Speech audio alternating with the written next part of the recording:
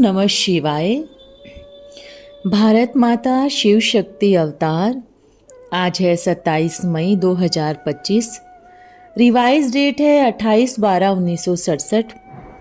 सार है, रूहानी बच्चे, लौकिक बाप तो तुमको गटर में डालते हैं, उनको याद करते हो और स्वर्ग में ले जाने वाले बाप को तुम याद नहीं करते हो। माया थप्पड़ तो बहुत लगाएगी, इसलिए खबरदार रहना है। ओम नमः शिवाय। रूहानी बच्चों प्रति रूहानी बाप बैठ करके रूहानी ज्ञान से बहलाते हैं। इसको ही बहलाना भी कहा जाता है। बच्चे जानते हैं कि शिव बाबा आया है स्वर्ग की स्थापना करने। शिव जयंती मनाते हैं ना। शिव जयंती है सबसे ऊंची इस भारत में। बाप आते ही हैं स्वर्ग का उद्घाटन करने। यह तो बहुत ही खुशी की बात है। इसलिए ही गाते हैं कि गोप गोपियों को बहुत खुशी होती है, क्योंकि समझते हैं कि बाप फिर से आए हैं स्वर्ग की स्थापना करने, पतितों को पावन बनाने। तो उत्सव सभी फिर इसी समय के ही हैं, जो फिर भक्ति मार्ग में मनाए जाते हैं। शिव जयंती के साथ साथ ही है गीता जयंती। राजयोग सिखाते हैं भविष्य में राजाओं का राजा बनाने लिए। तो कितनी खुशी होनी चाहिए। लोग शिव जयंती मनाते हैं, परंतु शिव बाबा क्या करते हैं वो कोई भी नहीं जानते। गीता में भगवान के लिए भी कृष्ण का नाम दे दिया है। कितने मुझे हुए हैं। यही है भूल भुलैया का खेल। स्वर्ग की स्थापना किसने की कुछ भी पता नहीं है। बाप समझाते हैं बच्चों को खुशी होती है, बातें भी इसी समय की है। फिर भक्ति मार्ग में त्योहार आदि मनाते हैं। शिव जयंती के पीछे फिर है गीता जयंती। फिर रक्षाबंधन भी मनाते हैं। बाप कहते हैं कि बच्चों पवित्र बनो। मुझे बुलाते ही हो पतितों को पावन बनाने। शिव जयंती भी मनाते हैं, तो बहुत खुशी की बात है ना। आत्माओं को बाप बैठ पढ़ाते हैं, आत्माओं से ही बातें करते हैं, क्योंकि आत्मा को पवित्र बनाना है। बाप कहते हैं माम एकम याद करो तो तुम्हारे विकर्म विनाश होंगे। एक जन्म पवित्र बनकर स्वर्गवासी बनना है। कोई मरते हैं तो कहते हैं ना कि फलाना स्वर्गवासी हुआ, तो जरूर नरक में था ना। जैसे सन्यासी लोग गंगा को पतित पावनी समझकर जाकर स्नान करते हैं, तो पतित हुए ना। अब गंगा तो पतित पावनी है नहीं। स्वर्ग में ऐसे कब नहीं कहेंगे कि फलाना स्वर्ग पधारा। वहाँ तो पुनर्जन्म भी लेते हैं ना। यहाँ नरक है, ऐसे तो पुनर्जन्म भी नरक में ही लेते हैं। बाप ही समझाते हैं कि जब स्वर्ग का उद्घाटन करने आता हूँ तो ग्रंथ में भी है कि मनुष्य से देवता किए करंत ना लागी वार। तुम सो ही देवता थे ना, फिर 84 जन्म लिए। तुम यह नहीं जानते थे। जिस शरीर में प्रवेश किया है वो भी अपने जन्मों को नहीं जानते थे। बाप कहते हैं इनके बहुत जन्मों के अंत में जबकि वानप्रस्थ अवस्था होती है ना, तो मैं प्रवेश करता हूँ, फिर स्वर्ग का उद्घाटन करता हूँ। तो तुम बच्चों को कितनी खुशी होनी चाहिए। यहाँ पर तुम किस लिए आते हो। कहते हैं बाबा आपसे स्वर्ग का वर्षा लेने के लिए। बाप कहते हैं ऐसे नहीं कि तुमको कोई यहाँ पर भी बैठ जाना है। रहो भल अपने ही घर में। मैं तो तुमको पावन बनने की युक्ति बताता हूँ। पावन बनोगे तो पावन दुनिया का मालिक बनेंगे। तुम्हारी लड़ाई तो है माया से। वो लोग दशहरा मनाते हैं, रावण को मारकर फिर उनकी लंका को लूटने जाते हैं। कितनी खुशी करते हैं। बाप समझाते हैं कल्प पहले भी तो जो किया है वो ही फिर भक्ति मार्ग में मनाते हैं। स्वर्ग में तो भक्ति की बात ही नहीं होती, यज्ञ तप आदि कुछ भी नहीं होते। बेहद के बाप से आधा कल्प के लिए वर्षा मिलता है, सिवाय बाप के और कोई दे नहीं सकते। बाप कहते हैं कि मैं तुमको वर्षा देने आया हूँ, तभी भी आशीर्वाद भागंती हो जाते हैं। यह भी यज्ञ में विघ्न पड़ते हैं ना, पवित्रता के कारण ही विघ्न पड़ते हैं। अबलाओं पर कितना अत्याचार होता है। द्रौपदी का दिखाते हैं, उनको नग्न किया, उसने पुकारा, फिर कृष्ण ने साड़ी दी। अब बाप तुमको 21 जन्म पवित्र बनाते हैं, बाकी साड़ी आदि की बात ही नहीं। श्री कृष्ण का नाम लिख दिया है, यह है बाप की बात। बाप कहते हैं मैं तुमको 21 जन्मों के लिए राजभाग देता हूँ। 21 जन्म तो तुम बिल्कुल सुखी रहेंगे। फिर रावण राज्य शुरू होता है, तुम वाम मार्ग में चले जाते हो, विकारी बन जाते हो। इसलिए बाप फिर आते हैं तुमको निर्विकारी बनाने। अब तुम जानते हो हम जाते हैं गोल्डन एज वर्ल्ड में। भारत सोने की चिड़िया थी ना, ऐसे कहते हैं, परंतु कब थी, पैराडाइज कब था, यह कोई को पता नहीं है। कल्प पहले की आयु लाखों वर्ष कह दिया है, तो मनुष्य घोर अंधियारे में पड़े हुए हैं। अभी तक समझते हैं कलयुग छोटा बच्चा है। तुम जानते हो विनाश सामने खड़ा है। अभी बाप कहते हैं देही अभिमानी बनो, एक को याद करो। तुम बच्चों के लिए ही शिव बाबा तीरी पर बहिष्त लाया है। स्वर्ग में चाहिए ही देवताएं। स्वर्ग की स्थापना का फाउंडेशन बाप ही डालते हैं। तुमको पढ़ाते हैं, जो एडॉप्टेड बच्चे बनते हैं उन्हीं को ही पढ़ाते हैं। तुम अभी पढ़ रहे हो ना, तुम फील करते हो हम नर से नारायण बनने लिए पढ़ रहे हैं। यह सच्ची सच्ची सत्यनारायण की कहानी तुमको शिव बाबा बताते हैं। भक्ति मार्ग में फिर अमर कथा, तीजरी की कथा सुनाते हैं। वह सब है झूठ। गीता, भागवत, रामायण सब झूठ। सब में ग्लानि कर दी है। कहते हैं राम की सीता चुराई गई। अब वहाँ ऐसे अधर्म की बात कैसे हो सकती है? क्या क्या बैठ लिखा है। कहते हैं, एक लिखते हैं दूसरा रामायण तो बिल्कुल ही ग्लानि का है। कृष्ण को कंस ले गए, 8वां गर्भ से पैदा हुआ। अब ऐसी बातें हो कैसे सकती है? सतयुग में फिर कंस कहाँ से आया? 8वां गर्भ कहाँ से आया? मनुष्य तो सुनकर वाह वाह करते रहते हैं। जो सुनाओ सो कहते हैं सत। बाप कहते हैं यह अंधश्रद्धा युक्त भक्ति मार्ग दुर्गति मार्ग है। रुणे के पानी मिसल है, डूबते ही जाते हैं और ही दुबन में फंस जाते हैं। गले तक आके जब फंसते हैं तब बाप कहते हैं, पुकारते हैं, हे पतित पावन, तो खुद भी पतित ठहरे ना। फिर उनको महान कैसे कह सकते हैं? महात्मा तो सिर्फ कृष्ण को ही कहा जाता है।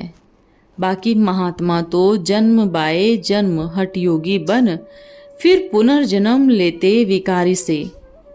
विष और अमृत का भी एक किताब निकला है। अखबार में पढ़ा था, प्रेसिडेंट ने अच्छा किताब लिखने वाले को प्राइज दिया है। बहुत खर्चा करते हैं। तब बाप भी कहते हैं, बच्चों हम तुमको इतना धन देकर गए, फिर वह सब तुमने कहाँ किया?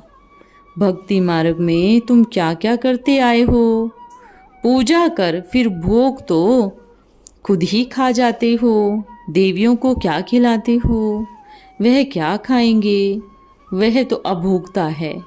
खाते तो ब्राह्मण ही हैं, हप कर खा लेते हैं। सामग्री भी सारी वही ले जाते हैं। देवियों को सजाकर पूजा आदि कर फिर डुबो देते हैं। न डूबती तो फिर लाश से भी डुबो देते हैं। महाराष्ट्र में गणेश पर कितना खर्च करते हैं। अब गणेश कोई है क्या? यह सब भक्ति मार्ग में ड्रामा में नूंद है। सेकंड सेकंड जो कुछ भी होता है फिर वह रिपीट जरूर होगा।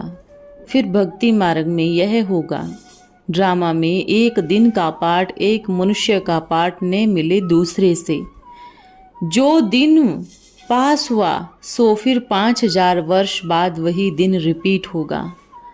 तो तुम बच्चों को कितनी खुशी होनी चाहिए।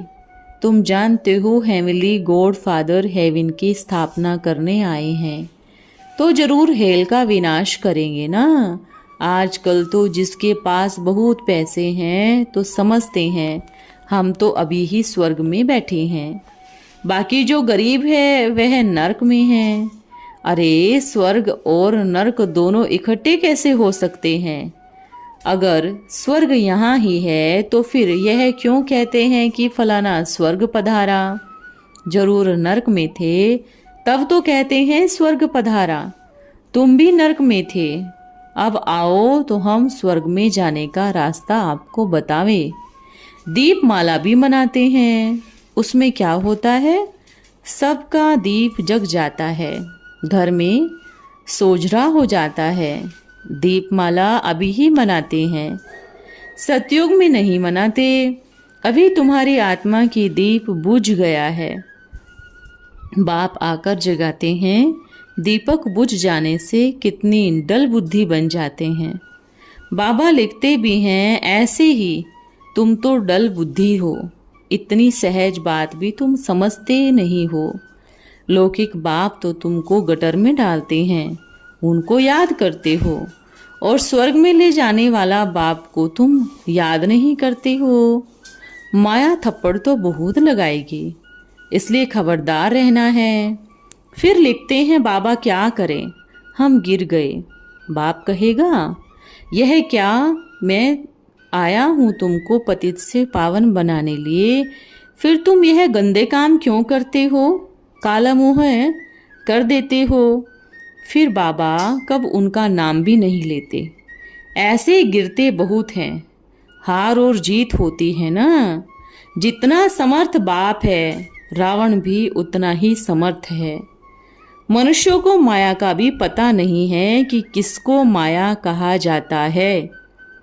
माया है 5 विकार, तुम विकारों पर जीत पाते हो। मनुष्य रावण को जलाते हैं, कितना खर्च करते हैं। मैसूर का महाराजा कितना मनाते हैं, अर्थ कुछ भी नहीं। भगवान राम ने बंदरों की सेना ली, कैसी कैसी वंडरफुल बातें लिख दी हैं। बड़े मूर्ख बेसमझ बन गए। बाप कहते हैं मैंने तुमको कितनी समझ दी, तुम कितने बेसमझ बन पड़े हो। यह हार और जीत का खेल भारतवासियों के लिए ही है, बाकी तो सब है बाई प्लांट्स। भारतवासी ही बहुत गिरते हैं। देवताएं थे परंतु अब तो वह देवता धर्म है नहीं, बड़ की झाड़ का मिसाल है ना। बाप समझाते हैं आदि सनातन देवी देवता धर्म का फाउंडेशन है नहीं। मैं फिर हर 5000 वर्ष के बाद आकर स्थापन करता हूँ। ब्रह्मा द्वारा स्थापना किसकी? आदि सनातन देवी देवता धर्म की। दिखाते हैं विष्णु की नाभि से ब्रह्मा निकला, परंतु अर्थ थोड़े ही समझते हैं। उन्होंने फिर गांधी का दिखाया है, गांधी के नाभि से नेहरू निकला। फिर कहेंगे नेहरू के नाभि से शास्त्री निकला। ऐसे ऐसे चित्र बनाते रहते हैं। बेसमझ दुनिया का यह हाल है। यह है इरिलीजियस, अनलॉफुल, इंसॉल्वेंट पतित। पहले तुम क्या थे, फिर सीढ़ी उतरते आए हो। अब तुमको बाप पढ़ा रहे हैं, यह दादा भी पढ़ते हैं। जैसे तुम पढ़ते हो इनमें उसने प्रवेश किया है तो इनकी पढ़ाई तीखी जाती है। यह बाप दादा दोनों इकट्ठे हैं, यह उनके बाजू में बैठा हुआ है तो झट सीख जाते हैं। तो जितना पुरुषार्थ करते हैं उतना बनते हैं, यह पढ़ाई है। तुम जानते हो शिव बाबा ब्रह्मा द्वारा पढ़ाते हैं। शिव बाबा को ही याद करना है, उनकी याद से ही तुम एवर हेल्दी बनती हो।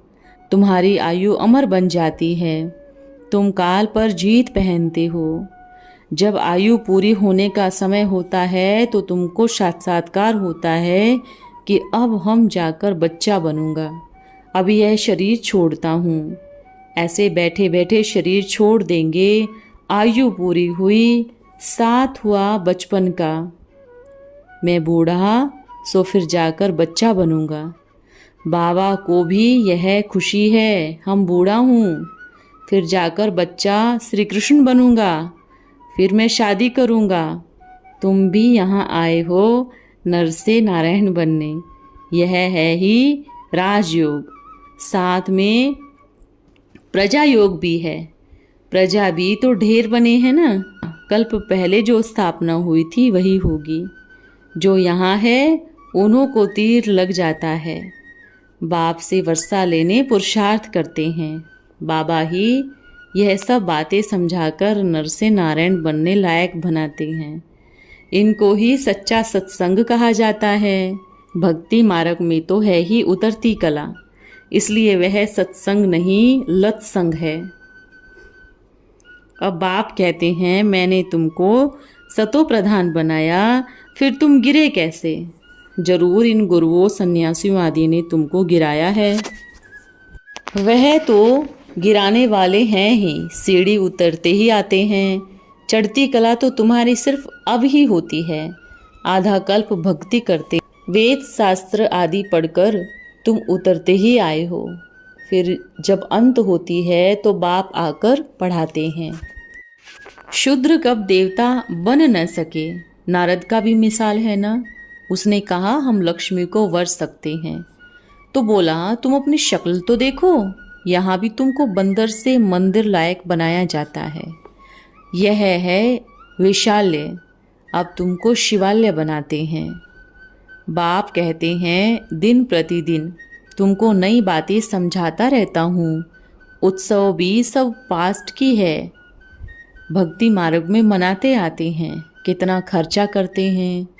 अभी तुम अपने लिए अपना राज्य स्थापन कर रहे हो योग बल से। बाप तो कहते हैं गृहस्थ व्यवहार में रहते कमल फूल समान पवित्र रहो। सुदर्शन चक्र भी तुम्हारे लिए है। तुमको यानी आत्मा को सृष्टि के आदि मध्य अंत का ज्ञान मिला है।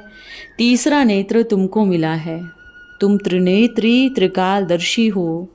आदि मध्य अंत को तुम जान गए हो और कोई नहीं जानते। यह चक्र कैसे फिरता है और कोई नहीं जानते। अब तुम कहेंगे हम बाप के जीवन कहानी को भी जानते हैं, सृष्टि के आदि मध्य अंत को भी जानते हैं।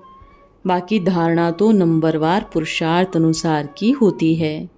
कितना बड़ा स्कूल है। इसको कहा जाता है गॉड फादरली यूनिवर्सिटी। बाप आकर नर से नारायण बनाते हैं। यह नॉलेज सोर्स ऑफ इनकम है। बेहद का बाप नॉलेज देते हैं जिससे तुम कितना ऊंच बनते हो।